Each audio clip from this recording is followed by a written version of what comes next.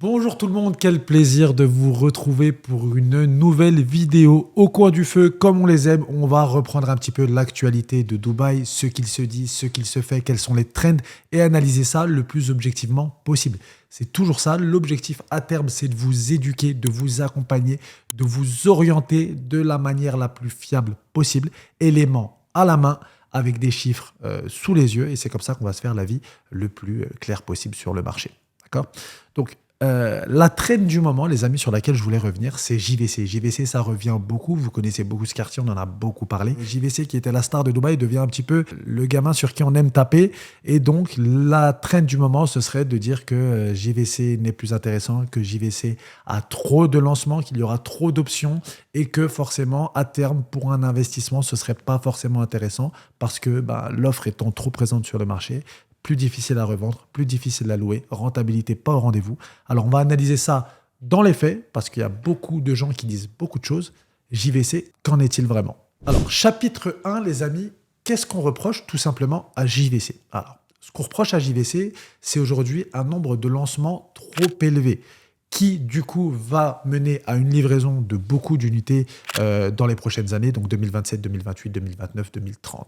Donc selon toujours ces agents immobiliers de Snapchat et TikTok qui prévoient des baisses basées sur pas grand-chose, donc j'ai lu qu'on allait avoir 25% de valeur en moins sur la valorisation des biens sur le prix au mètre carré, que les gens allaient devoir louer 35% moins cher, qu'on avait des appartements vacants 12 mois sur 12. Qu'est-ce qu'on reproche aussi à JVC? On reproche une circulation, une connectivité qui est devenue impossible, avec des bouchons du côté des Street, des bouchons partout. Donc très difficile de rentrer dans JVC, très difficile de sortir aussi de JVC. Qu'est-ce que j'ai noté? J'ai noté que c'était pour certaines personnes une communauté qui était non désirable. J'ai noté aussi qu'on reprochait l'augmentation du prix des charges de copropriété. Donc on va faire le point par rapport à tout ça. JVC, est-ce que c'est vraiment finito? Finito. On va regarder ça dans la partie 2. Chapitre 2, qu'en est-il vraiment?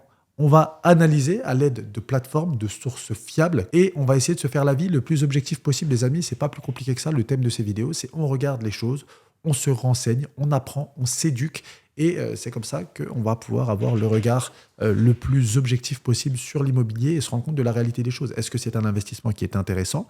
Est-ce que c'est moins intéressant? Est-ce qu'il y a mieux à faire? C'est tous ces éléments-là qu'on va essayer de regarder ensemble. L'objectif à terme, c'est de trouver la solution la plus adaptée à votre projet. D'accord? Tous les projets sont différents, donc à nous de nous faire une idée par rapport à ça. Alors, quand je regarde mes chiffres, je vois qu'on a à l'horizon 2030 à JVC 33 697 unités dans la pipeline, d'accord? Donc ça va être divisé avec des studios, des one bed, des 2 beds, des 3 beds, des 4 beds. On va avoir à peu près pas mal de choses. On va avoir tout l'éventail va y passer jusqu'à la townhouse, d'accord? Donc on a un certain nombre d'appartements qui vont arriver à JVC. Est-ce que cela veut dire que le marché va être saturé? Il faut regarder parce que c'est sûr que si on parle que de l'offre et qu'on ne parle pas de la demande, ça va donner une idée assez biaisée du système. Donc, qu'est-ce qu'il en est vraiment à JVC? Ça, on a une idée vraiment des unités qui vont arriver, parce que une fois de plus, j'ai lu tout et n'importe quoi, qui allait avoir 11 000 unités jusqu'à 2030, des fois c'est 15 000, des fois c'est 20 000, des fois c'est 7 000. Non, on en a très exactement 33 600 à venir jusqu'à 2030. D'accord? Donc aujourd'hui, je vais vous afficher aussi ces données-là. Sur JVC, qu'est-ce que ça donne? JVC, on a une plateforme qui fait une étude très précise des taux d'occupation, des rendements, toutes ces choses-là. C'est des données qui sont accessibles lorsque vous faites appel aux bonnes personnes. Donc, via notre système, on se rend compte, et là, aujourd'hui, la réalité du marché, c'est qu'on est sur 88,1% de taux d'occupation sur un panel de 206 projets. Maintenant, ça veut dire quoi? Ça veut dire que pour l'instant, JVC est très occupé et est très demandé. Et comme je le dis souvent dans beaucoup de vidéos, je trouve que JVC aujourd'hui est le baromètre de ce qui se passe à Dubaï. Qu'est-ce qui se passe à Dubaï? On est sur une expansion continue et il faut pouvoir loger tout le monde. Tout le monde n'a pas forcément les moyens d'aller dans les prime locations telles que Business Bay, Downtown, Marina. Et que ça, plus on va aller dans le temps, les amis, plus ça va être le cas. D'accord? Donc, on a 88% de taux d'occupation. Qu'est-ce que ça donne aussi sur Dubaï? Sur Dubaï, en 2024, je vais vous mettre un article juste ici, on est plus de 160 000 nouveaux résidents, de personnes qui restent. D'accord? On a dépassé les 18 millions de visiteurs, de touristes sur l'année également 2024. Donc vous vous doutez bien qu'avec les capacités qu'on a aujourd'hui à Dubaï, on ne peut pas loger tout le monde. Et c'est pour ça qu'aussi, je vous affiche les deux graphiques et on voit qu'ils sont intimement liés. C'est l'évolution de la population à Dubaï et donc l'évolution du prix à JVC. Et on se rend compte que c'est intimement corrélé, d'accord? Une fois que vous avez une ville qui est extrêmement attractive et dont on sait qu'on a des données concrètes par rapport à l'attractivité future de la ville, les amis, on sait que Dubaï va attirer dans les prochaines années, d'accord? Donc, il va falloir loger tous ces gens-là. Et Dubaï se doit de mettre à disposition de ces gens-là les infrastructures nécessaires pour pouvoir les accueillir, sinon elle n'aurait pas les moyens de ses ambitions et de ce développement. On a parlé de l'agenda 2040 et de l'agenda Dubaï 2033 dans la première vidéo. C'est bien de le dire, mais pour le mettre en application, il faut pouvoir loger toutes ces personnes-là. D'accord? Donc, 170, je vous mettrai l'article, 170 000 nouveaux résidents à peu près sur l'année 2024. On prévoit au minimum 200 000 nouveaux résidents sur l'année 2025 et ainsi de suite. Ça va continuer d'augmenter. À terme, on est sur une augmentation de 70% de la population dans les 10 prochaines années. D'accord? On va atteindre plus de 6 millions de résidents sur l'année 2040. Voilà pour ça, pour cette partie-là. Chapitre 3 est le plus important, les amis. Du coup, qu'est-ce qui va se passer? Quel avenir pour JVC? Qu'est-ce qu'on prévoit pour les prochaines années pour JVC ou pour Dubaï en général? On va d'abord regarder le tableau de manière large par rapport à Dubaï. Les deux plus grosses agences de location aujourd'hui sur le marché, qui sont House & House et Better Homes, aujourd'hui prévoient une augmentation de 18% sur le marché de la location. Il y a d'autres sources qui prévoient au minimum du 10% d'augmentation sur le marché de la location. Alors, je vois mal JVC être exclu de cette hausse entre 10 et 18% et que tout Dubaï de manière uniforme prenne sauf JVC. Ça se saurait si aujourd'hui l'arrivée d'offres sur le marché allait complètement le dérégler. On a énormément d'offres sur Marina, on a énormément d'offres sur Downtown, sur Business Bay, même sur plein d'autres quartiers. Ça n'empêche pas que ces quartiers aujourd'hui sont toujours demandés et que les prix continuent d'augmenter parce que oui, vous avez de la dispo qui arrive sur le marché, mais dans le même temps, vous avez des gens qui arrivent pour les occuper. Et que ça, c'est la préoccupation numéro 1 du gouvernement. On ne peut pas induire un développement accéléré d'une ville, ce qui se passe en 50 ans à Dubaï, personne d'autre ne peut le faire, sans mettre à disposition des gens qui vont participer à ce développement, des infrastructures nécessaires pour avancer. Quand vous avez le Shir, pareil, je vous mets l'article, qui va développer 17 000 logements pour permettre à tout le monde de pouvoir loger ici à Dubaï, ce n'est pas rien. C'est qu'en fait, on ne peut pas continuer sur cette dimension d'explosion exponentielle de développement du prix à Dubaï, sinon ça n'aura pas de limite. Il faut quand même que ce soit géré. Je vous rappelle que si aujourd'hui le marché de Dubaï est extrêmement stable, c'est dû à une précaution extrême de la part du gouvernement entre l'équilibre de l'offre et de la demande. D'accord? Donc vous vous doutez bien que vous ne pouvez pas lancer des projets comme vous le voulez n'importe où. À chaque fois qu'il y a un projet qui est dans la pipeline d'un promoteur, il doit avoir les autorisations de Dubaï Land, département et du gouvernement.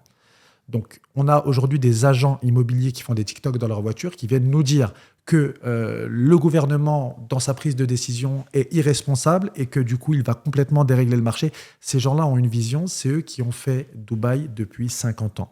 Si aujourd'hui, ils autorisent la construction et la mise en place de disponibilité et d'unité sur un quartier comme JVC, c'est qu'aujourd'hui, on en a besoin.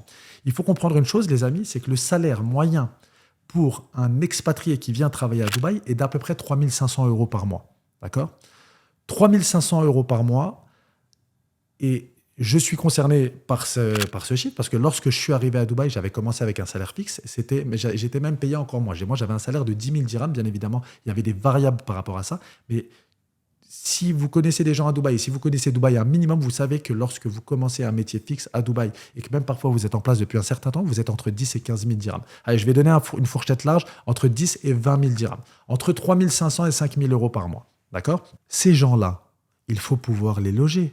Il ne faut pas croire que tout le monde à Dubaï est millionnaire. Vous avez beaucoup de catégories intermédiaires. Vous avez beaucoup de gens qui n'ont pas forcément 10, 15, 20, 30 000 € par mois pour pouvoir se loger. D'autant plus quand vous êtes une famille et que les revenus ici à Dubaï se multiplient extrêmement rapidement via l'école, les soins, les activités, les courses, etc. D'accord? Il faut pouvoir proposer à cette catégorie de personnes une solution viable pour se loger sans être déconnecté de la vie de Dubaï, d'accord? Et aujourd'hui, vivre sur les prime locations, ce n'est pas ouvert à tout le monde. Et quand on regarde aujourd'hui, vous ouvrez la carte de Dubaï et que vous venez pour vous installer à Dubaï, vous vous installez où, les amis? Où est-ce que vous allez? Quels sont les quartiers aujourd'hui suffisamment développés qui vous permettent une connectivité et une vie agréable avec vos proches sans trop vous éloigner du centre? Qu'est-ce qu'on a? On va retrouver les petits quartiers qu'on a dans la périphérie de JVC. On va avoir JVC, Motor City, Arjan, Production City, Studio City, et j'en passe. D'accord? En dehors de ça, on n'a pas 50 options. On va retrouver des Al Fourjan, on va retrouver des Barcha, on va retrouver des choses comme ça. Mais si on veut vivre dans une vraie communauté avec des parcs, des écoles, tout à proximité, on n'a pas 50 choix. D'accord? Vous avez, et même si on regarde du côté de Business Bay Downtown, les quartiers qui sont à proximité, les Al Jadaf, les Meydan, etc., ça monte très vite en prix. Il faut pouvoir proposer une alternative. Et si le Cher propose 17 000 logements plus abordables, on ne va pas appeler ça des logements sociaux, des logements plus abordables, c'est pas pour rien. D'accord? Alors, Yanis, est-ce que je fais bien d'acheter à JVC ou est-ce que c'est pas un bon investissement? Eh ben en fait, la règle ne s'applique pas qu'à JVC, mais à tout Dubaï. Lorsque vous investissez dans un bien, les amis, il faut avoir une stratégie par rapport à ça, une vision par rapport à l'investissement que vous faites. Vous devez acheter un bon bien avec une bonne stratégie. D'accord? C'est-à-dire que si vous achetez un bien parmi tant d'autres, que ce soit à JVC ou ailleurs, c'est sûr qu'il sera plus difficile à vendre, plus difficile à louer. Je vous assure que si vous voyez votre investissement avec Mounir, on a bien de dire ça, comme une PME, quelle valorisation, quelle valeur ajoutée vous allez apporter à votre appartement pour qu'il puisse être séduisant pour un locataire comme pour quelqu'un qui va vous le racheter. D'accord? C'est exactement ça qu'il faut se dire.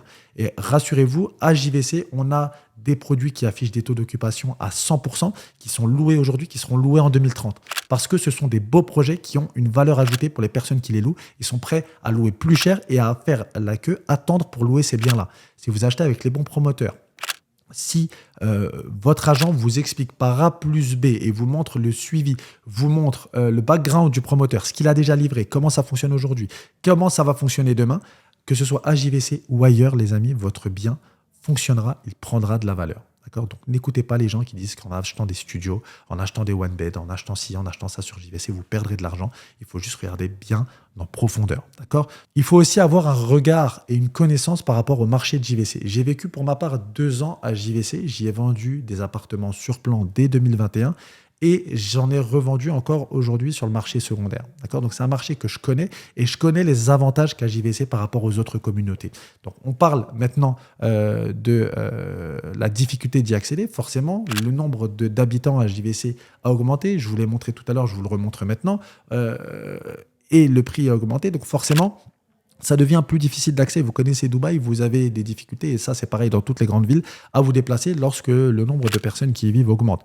Donc, qu'est-ce qu'on a? Action, réaction, comme d'habitude. On a RTA et le gouvernement de Dubaï qui ont mis en place un contrat de 6 milliards pour fluidifier la circulation à Dubaï. Les amis, ce qu'il faut bien comprendre maintenant, c'est qu'est-ce qui va se passer à Dubaï dans les prochaines années? Quels vont être les enjeux? Dubaï en 2024, c'est plus de 170 000 nouveaux résidents qui restent sur place, qui ont leur carte de résident, plus de 18,7 millions de visiteurs, d'accord, de touristes. Donc, il faut bien vous rendre compte d'une chose, c'est que ne serait-ce que si on regarde les chambres d'hôtel sur Dubaï, on n'est même pas capable d'accueillir 10% de ces 18,7 millions de visiteurs. Il faut loger ces gens-là. On a besoin de holiday homes, on a besoin de maisons pour les résidents. Et des quartiers comme JVC, qui aujourd'hui cochent beaucoup de cases, vont être attractifs dans les prochaines années. Et on a besoin d'encore plus de développement pour accueillir tout ce monde-là. Sinon, on va rentrer dans une crise immobilière sans précédent et c'est tout ce que veut éviter le gouvernement. D'accord? Donc, acheter des biens à JVC, c'est bien, il faut acheter les bons biens. Cependant, c'est vrai que si vous achetez un bien qui est extrêmement générique, qui ressemble à beaucoup de dizaines de milliers d'autres unités, ça va être plus difficile à vendre, plus difficile à louer. Après, il faut bien faire attention aussi aux partenaires avec lesquels vous travaillez. C'est un adage que je donne beaucoup à mes clients, les amis, c'est que si vous mettez une Lamborghini entre les mains d'un enfant de 8 ans, il ne saura pas la conduire. C'est pareil avec un appartement. Il faut confier votre appartement à ceux qui vont pouvoir le mettre en valeur. Comparez votre appartement à une petite PME, d'accord ? Comment aujourd'hui on va faire marcher une PME? Comment, par exemple, un restaurant va faire en sorte qu'il fonctionne? C'est par rapport à l'image qu'il va donner. Il faut que sur le menu, ça donne envie. C'est pareil pour un appartement. Il faut pouvoir le mettre en valeur via des plateformes. Vous avez des agents qui vous donnent des conseils par rapport à la location, qui n'ont jamais signé un contrat de location de leur vie, qui n'ont jamais revendu un appartement, qui n'ont pas de compte sur Property Finder, pas de compte sur Buyut. Ils n'ont aucune expérience et ce sont ces agents-là qui vous donnent des conseils sur la revente et la location. Donc, Renseignez-vous bien, demandez à votre agence son historique, son passé par rapport au marché secondaire, au marché de la location. Nous, c'est des choses qu'on sait faire en interne. On a les amis, cette société de gestion qui est gérée directement par Manel, qui fait un travail incroyable. On est super host avec plus d'une centaine d'appartements en portefeuille.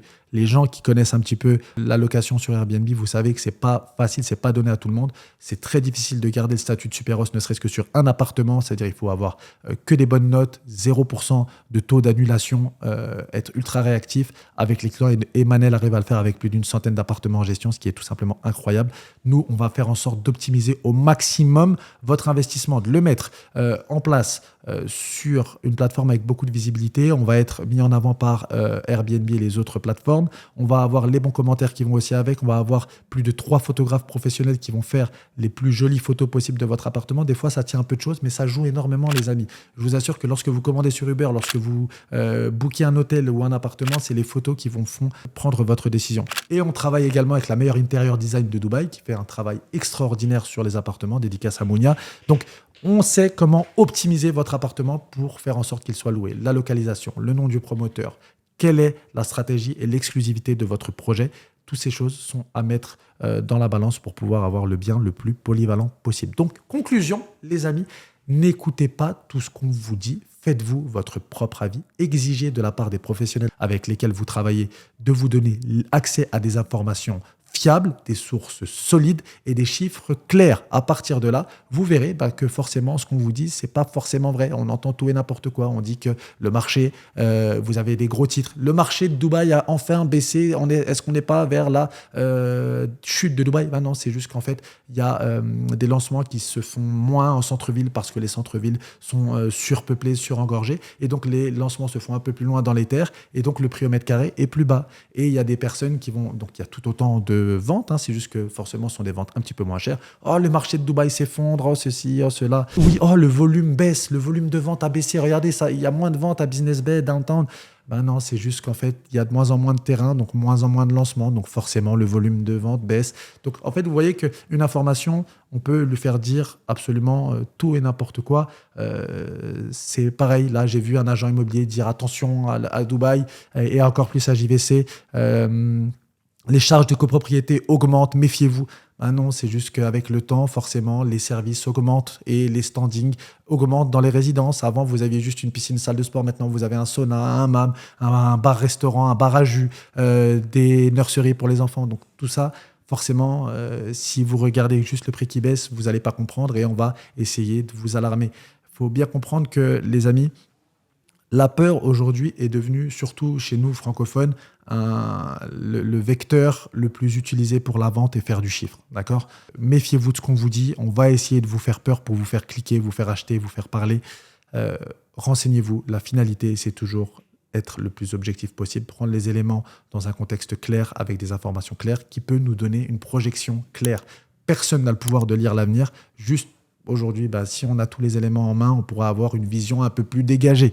C'était un plaisir de vous retrouver sur cette vidéo-là. J'ai beaucoup parlé, je vous ai donné beaucoup d'informations, mais j'en avais marre d'entendre tout et n'importe quoi. Si vous avez des questions et une idée pour la prochaine vidéo, n'hésitez pas à me la mettre en commentaire. C'était toujours un plaisir.